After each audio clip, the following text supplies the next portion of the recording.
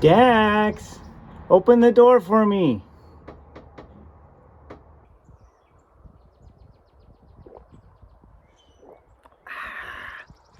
So I've once again commandeered my parents' driveway. This time we're going to do the external wiring harness on this Peterbilt 379. So if you've been following my saga with this engine, I'm having a little bit of a miss going on at idle. What is this, rush hour? Come on. I've been having a bit of a miss at idle, and I've actually started, it sounds like a sticking injector within the last couple weeks. Like I'm climbing a hill, 17th gear, giving it full throttle, going, get to the top, let off, back on the throttle in 18th, and it starts shaking all over the place, and I'm not getting full boost. So it's something in the engine, not in the driveline. I mean, I'm probably having driveline issues as well, but yeah, so it's had brand new injectors, brand new injector cups. It's had a lot of the sensors changed. The internal wiring harness was done a couple weeks ago, and it cleared up for a bit, but it's back to that little bit of a shake. So today we're gonna do the external wiring harness, which is these guys right here down to the ECM, and this line going to all the different sensors throughout the engine. Adept Ape Josh has a pretty good video of him doing this job on an engine, but I'm gonna do a crude version of that, basically. As you can probably see, the wiring harness has been, I think there's supposed to be a cover on there and it broke off.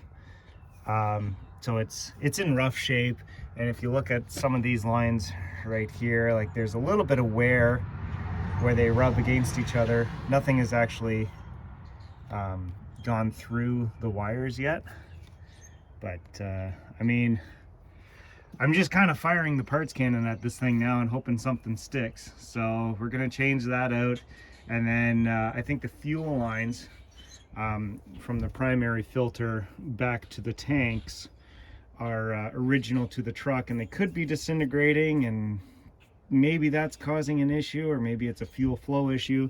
This line was changed and it's still having an issue. So that's going to be next on the list of stuff to do. But for now, yeah, we'll try the wiring harness and see what happens. And since this is kind of a small project and I've got literally all day, I might change out these alternator cables as well, because you can see that it's starting to show a little bit of corrosion in there, and I mean, it's not affecting too much right now, but while the harness is out of the way, I might change that out, but we'll see. Probably not.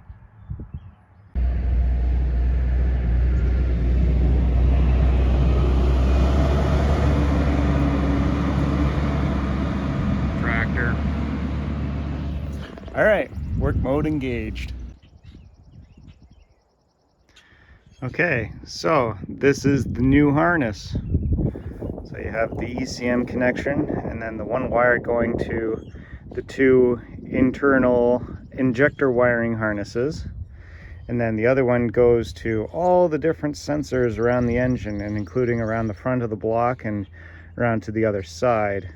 Oh, and this guy right up here. That there's the part number.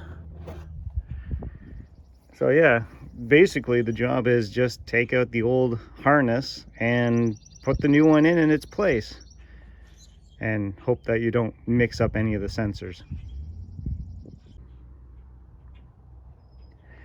Okay, so I've gone through and cut off all the little zip ties holding everything together, and this one was done wrong, but if you can try to cut the other end of the zip tie off that feeds through this, you can reuse them again. That one didn't work right. Did it not?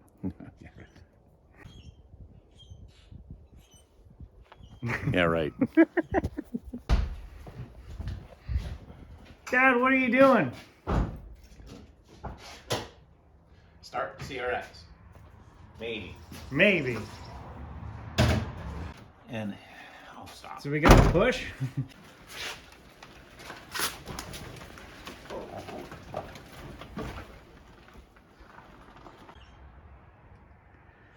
So once you have all the wires free and dangly, the next step is to just start pulling all these connectors on everything. And where does it connect? Down there. Yeah, start pulling all those things and pull the wiring harness, including pull it off the ECM there. So the grossest connection is going to be, is that the cam speed sensor? No, the crankshaft speed sensor. I'm kind of lucky because I've got that little bracket holding the actual connector off. So you just need to undo it right there, and all this gook don't really have to deal with. It's going to be dirty. But I've been dealing with a power steering leak since before I bought the truck, and I've had a couple of the lines changed, and it's still leaking. So yeah, every once in a while you just can kind of fix it yourself.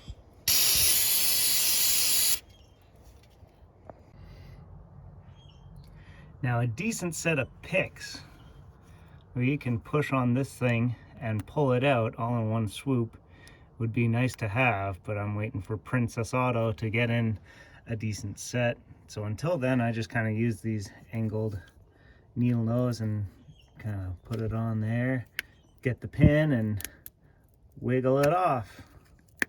I said wiggle it off. Come on.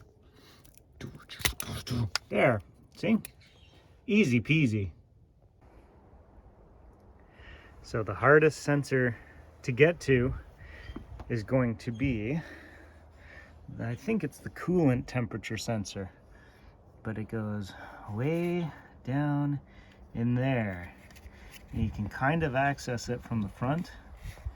Come on, focus on the right thing.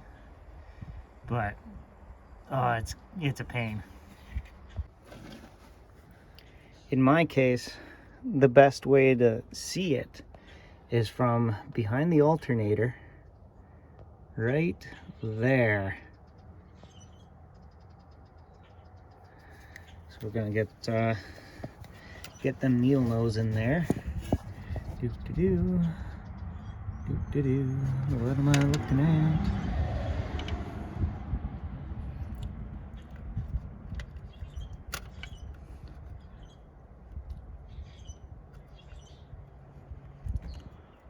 Pull the pin if it's not already out of the way.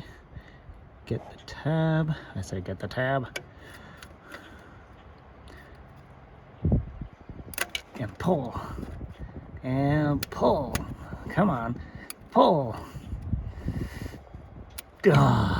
Okay.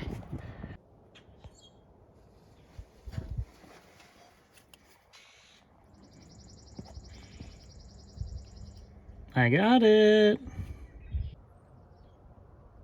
So there is one 5/32 hex screw holding on to the ECM.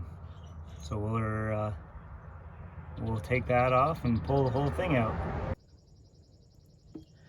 Okay, so the wiring harness consists of the ECM connection, some connector that's been disconnected for some reason.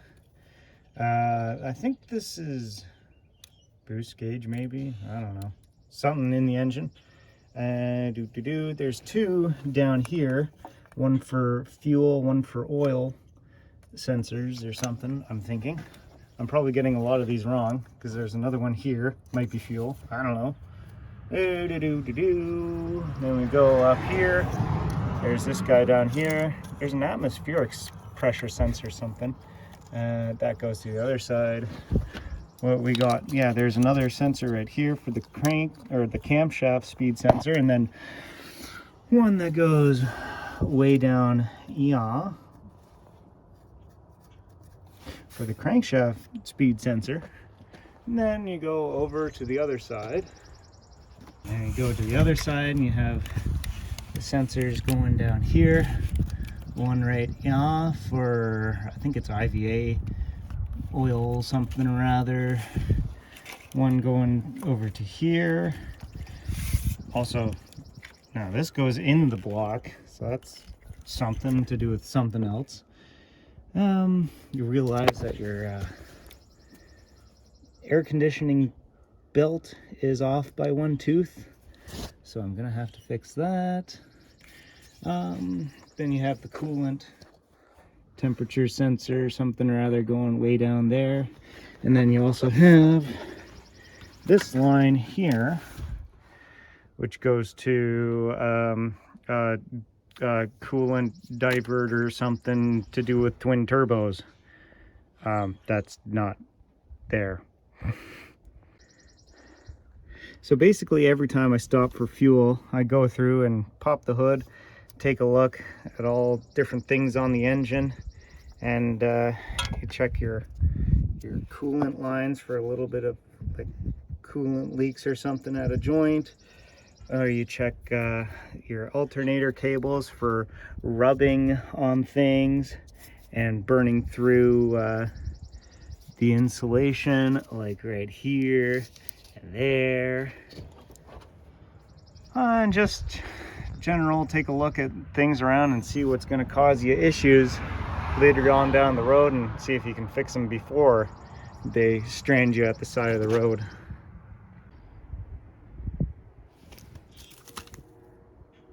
Done. Bye, Dad.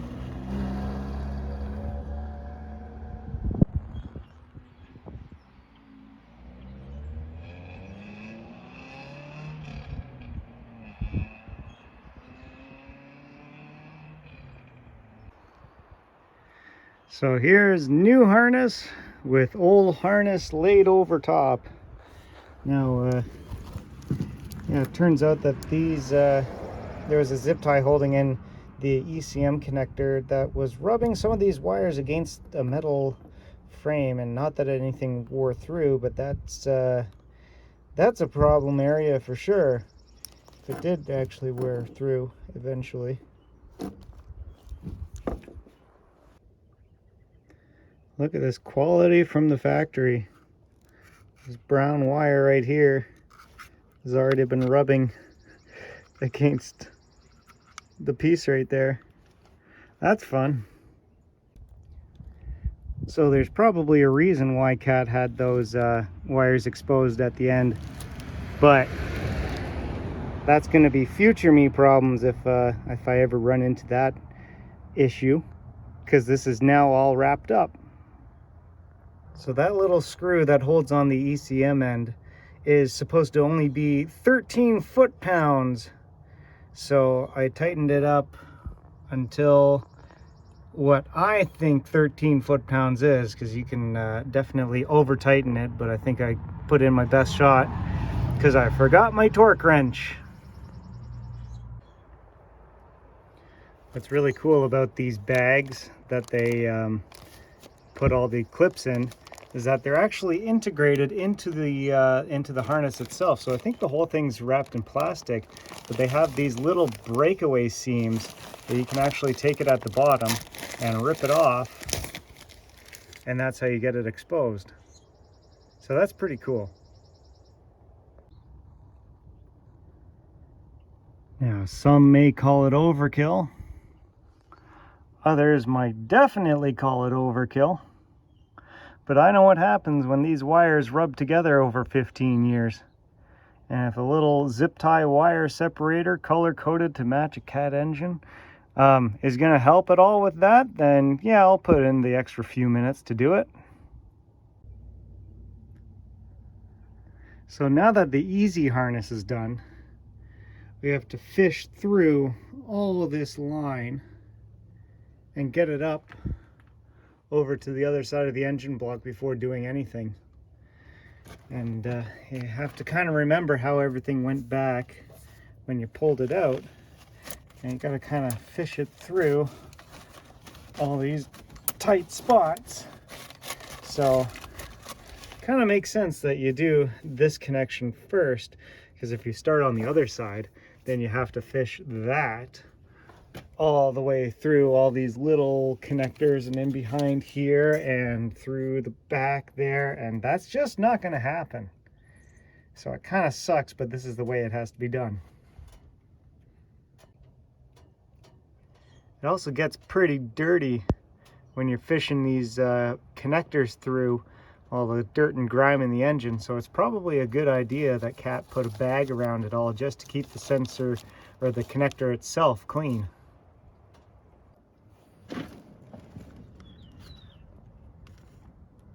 So I kind of forgot Cat is actually nice enough to mark on the harness where it connects to one of these tie down posts. So the white paint basically shows you where to stop at that point, and that means that all this other rigmarole, it's gonna have to figure a place to sit and plug in.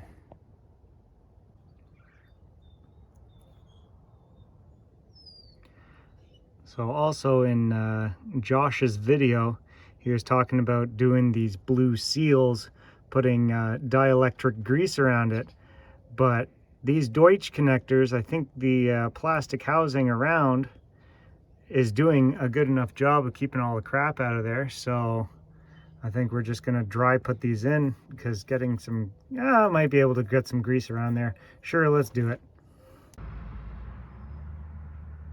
Yeah, sure, that's good enough.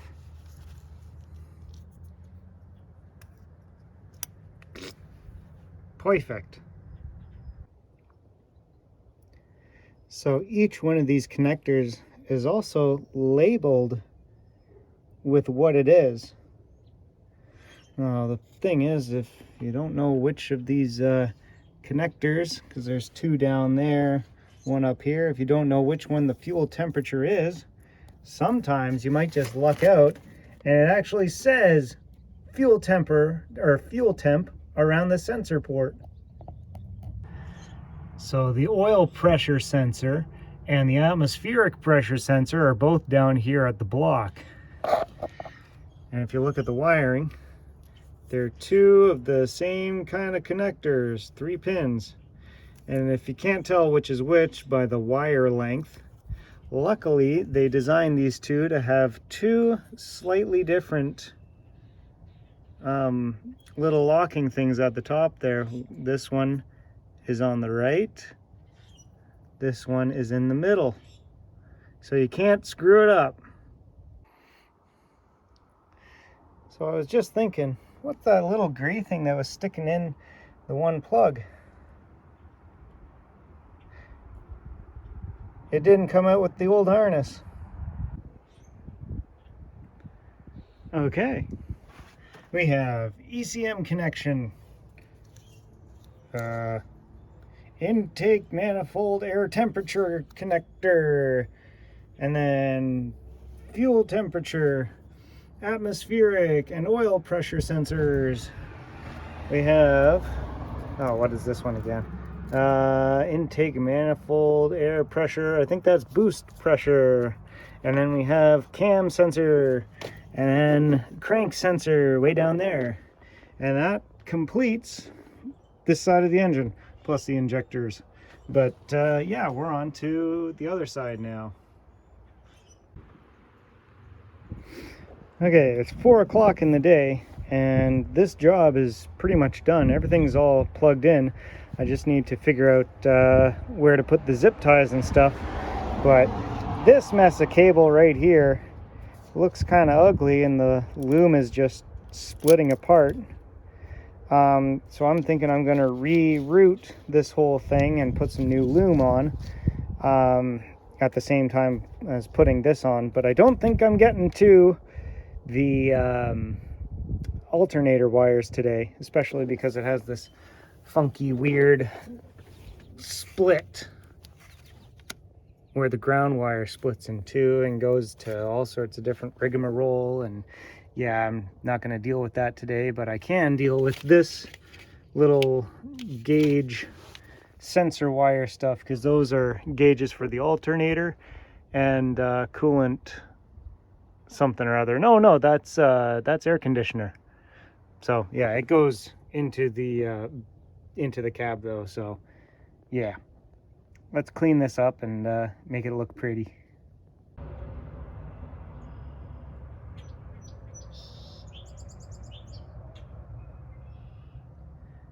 Gotta remember, that one's white, that one's black.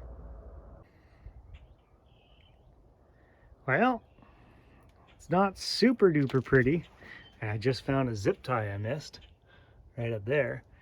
But she's all put together, zip tied in place.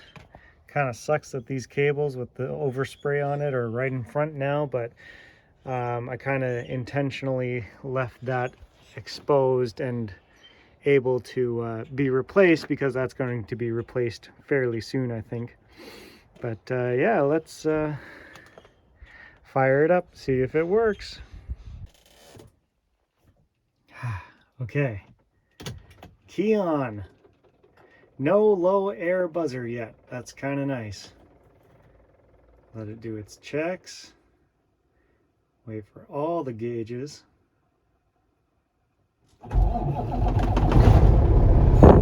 Oh, fired right up.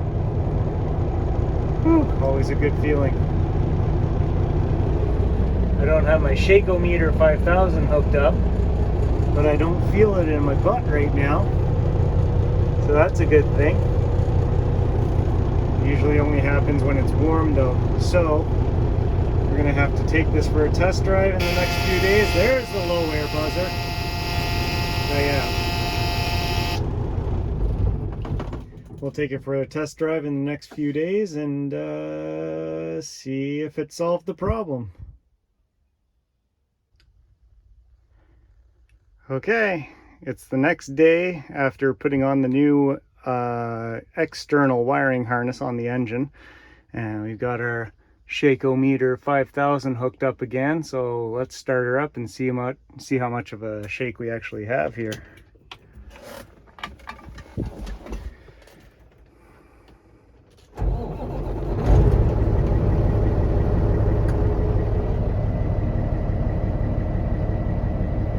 Yeah, she's still shaking away. Not surprised.